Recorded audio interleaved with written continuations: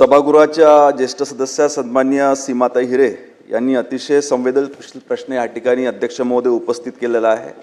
हे खरं आहे की या ठिकाणी नाशिक येथे सुलावाईंकडे जाणाऱ्या हॉटेल पामसिंग गोवर्धन ह्या रस्त्यावरती एका युवकानं गाडी चालवताना दुसऱ्या एका व्यक्तीला भरधाव वेगामध्ये त्या ठिकाणी त्या इसमाचा मृत्यू त्या ठिकाणी झाला। तातडीनं पोलीस प्रशासनाने याची दखल घेऊन गुन्हा देखील नोंदविण्यात आला, परंतु सखोल चौकशी सुरू असताना जे रक्ताचे नमुने त्या ठिकाणी लवकरात लवकर पाठवायला पाहिजे होते ते पाठविण्यामध्ये त्या ठिकाणी दिरंगाई झाली आणि असं झाल्यानंतर जो आरोपीला आपण अटक केली होती त्या आरोपीला त्या ठिकाणी न्यायालयामधून लवकरात लवकर त्या ठिकाणी जामीन मिळाला। परंतु या ठिकाणी माननीय मुख्यमंत्री महोदयांनी सूचना केल्या आणि संबंधित विभागाच्या त्या कर्मचाऱ्याला कालच निलंबित देखील करण्यात आलेलं आहे।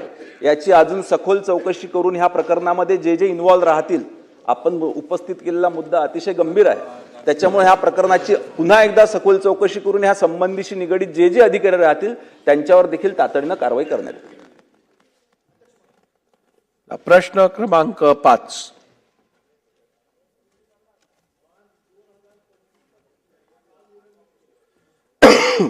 प्रश्न क्रमांक 6 बोलणार आहात का? 5 मी पुकारला बोलला नाही। 5 1 मिनिट। प्रश्न क्रमांक 5। धन्यवाद अध्यक्ष महोदय। अध्यक्ष महोदय, डान्स बार राज्यातला विषय आहे। एक उदाहरण सांगतो मी। सोलापूरला प्रश्न फक्त पुकारा एकदा बापू। प्रश्न क्रमांक 23,392। मंत्री महोदय वितरित केल्याप्रमाणे अध्यक्ष महोदय, हा याच्याशी निगडीत प्रश्न आहे, डान्स बारचा प्रश्न आहे। सोलापूरच्या आयुक्त कार्यालयात मी व्हिडिओ पाठवला, डान्स बार कसा चालतोय, अवैध कसा चालतोय। तो व्हिडिओ घेऊन CP ऑफिसच्या कार्यालयातून अधिकारी पाठवतात, डान्स बारमधून सर्वजण बाहेर येताना दिसत आहेत, पण कारवाई मात्र कुठली होत नाही। मला असं वाटतं या घटनेचं आपण चौकशी कराल का? व्हिडिओ पाहिजे असेल तर मी व्हिडिओ सुद्धा देतो सर, परंतु पोलिसाचं संरक्षणावरतीच हे डान्स बार चालतात आणि म्हणून ह्या प्रकरणाची चौकशी करणार का? अध्यक्ष महोदय, माननीय सदस्य सुभाष बाबू देशमुख यांनी उपस्थित केलेल्या प्रश्नाच्या अनुषंगाने सभागृहाला माहिती देऊ इच्छितो की राज्यामध्ये ज्या शहरांमध्ये जे काही ऑर्केस्ट्रा बार सुरू आहे त्या न्यायालयानं जे काही आपल्याला फ्रेमवर्क तयार करून दिलं, नियम तयार करून दिलं, त्याच अनुषंगाने त्या ठिकाणी लायसन्स देण्यात आलेले आहे।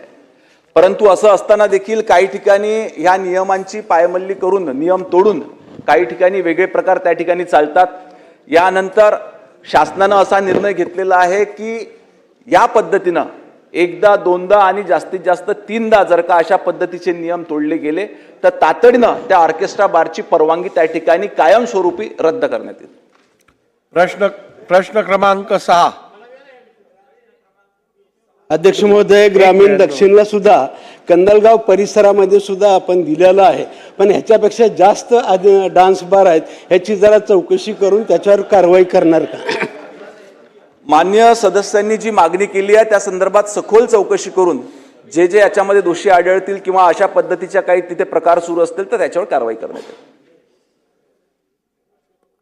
अध्यक्ष महोदय, मंत्री महोदयाने लिखित उत्तर दिलेलं आहे, ते तोंडी उत्तर दिलेलं आहे, ते कारवाई करू वगैरे वगैरे हे नेहमीचीच उत्तर असतात, त्यात काही नवीन नाही। पण मंत्री महोदय, आपल्याला आता मुंबईमध्ये कुठे काय डान्स बार वगैरे आहेत का माझ्या आयुष्यात कधी मी बघितले नाहीत, परंतु तुम्ही रात्रीच्या वेळेला एकदा पनवेलला जा आणि दिवसाचे एकदा जाऊन बघा।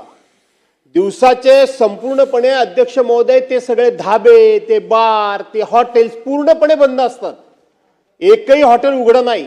परंतु पनवेलच्या बाजूनं मुख्यमंत्री महोदय तुम्ही रात्रीचा प्रवास करून बघा। हा रात्रीचा प्रवास करत असताना आत बाहेर कुठे जायची गरज नाही, मेन हायवेतच मी बोलतोय, दोन्ही बाजूनं इतक्या सगळा नुसता लखलखाट, ते संपूर्णपणे लाइटिंग, तो सगळा आवाज, ते सगळं पब्लिक, हे रस्त्यावर कुठल्या प्रकारचा ऑर्केस्ट्रा बघायला येतं मंत्री महोदय? त्या ठिकाणी कुठलाही ऑर्केस्ट्रा नाही, तर लेडीज बारच त्या ठिकाणी चालतात, डान्स बारच चालतात, हे खात्रीपूर्वक। आता तुमच्यातला कोणतरी लगेच म्हणेल तुला कसा काय माहिती, तू गेला होतास काय? माझ्या आयुष्यात मी कधी गेलेलो नाही, पण दिवसा एकदा जा आणि रात्री एकदा जा, आपल्याला आपोआप फरक जाणवेल. काही वेगळी चौकशी करण्याची गरज नाही. आणि म्हणून खरोखर जर आपल्याला याच्यावर बंदी आणायची असेल तर आपण या विषयामध्ये एकदा खात्री करून कठोर कारवाई कराल का मुख्यमंत्री महोदय? नाही अध्यक्ष महोदय, आपल्याला कल्पना आहे की या राज्याच्या विधानसभेमध्ये माननीय R.R. पाटील साहेब असताना आपण डान्स बार बंदीचं विधेयक आणलं आणि आपण डान्स बार बंदी केली. त्यानंतर सर्वोच्च न्यायालयाने ते आपलं विधेयक हे निरस्त केलं. ते निरस्त केल्यानंतर मी मुख्यमंत्री असताना पुन्हा आपण नव्याने विधेयक आणलं आणि पुन्हा डान्स बार बंदी केली. पुन्हा ते सर्वोच्च न्यायालयामध्ये गेलं आणि सर्वोच्च न्यायालयाने ते निरस्त करताना त्यावेळी हे सगळे जे डान्स बारचे मालक आहेत यांनी त्या ठिकाणी असं सांगितलं की आम्हाला डान्स बार नाही, आम्हाला ऑर्केस्ट्रा बार चालवायचे.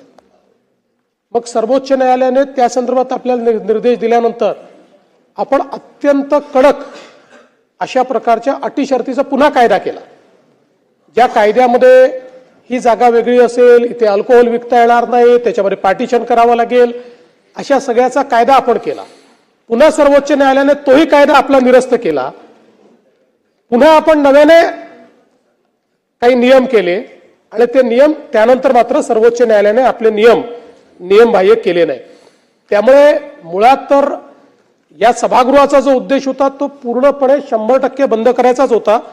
पण दुर्दैवाने सर्वोच्च न्यायालयाने हे घटनाबाह्य आहे आणि त्याच्यात त्यांना अधिकार आहे अशा सगळ्या गोष्टी केल्या. पण आता कोणालाही लायसन्स डान्स बारचा नाही, आता ऑर्केस्ट्रा बारचा लायसन्स आपल्याकडे आहे.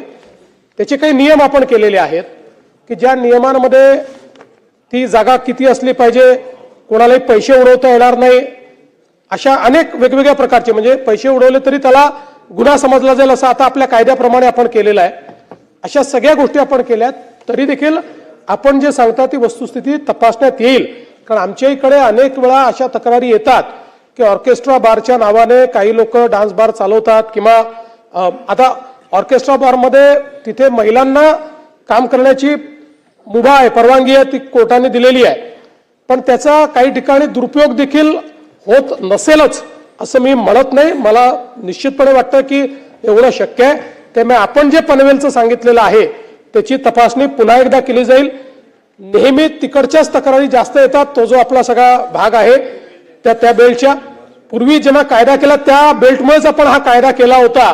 त्यामुळे पुन्हा तिथली तपासणी करण्यात येईल. आणि जसं राज्यमंत्री महोदयांनी सांगितलं की काही आपण आता कारवाई करतो, काही ठिकाणी लायसन्सेस त्यांचे आपण सस्पेंड करतो आपल्या कायद्याप्रमाणे. पण असं लक्षात येतं की सस्पेंड झालं, 15 दिवस बंद ठेवला, पैसे पुन्हा भरले की पुन्हा तशाच पद्धतीने ते सुरू करतात. त्यामुळे कालच आम्ही त्याचे आदेश दिलेले आहेत की एकदा सगळ्या निर्णयांची तपासणी करून त्यांना जी काही फेअर सुनावणी असते किंवा प्रिन्सिपल ऑफ नॅचरल जस्टिस असतो याचा एकदा नीट विचार करून 3 वेळा किंवा 5 वेळा असं काहीतरी एक आपल्याला ठरवावं लागेल की जर त्यांचं उल्लंघन झालं तर मात्र मग त्यांना परमनंटली ते बंद करण्याचा कायद्यामध्ये तरतूद करायची. तर त्या संदर्भात काल आमची बैठक झालेली आहे. त्या बैठकीनंतर लॉ अँड ज्युडिशियरीला तसं सांगितलंय.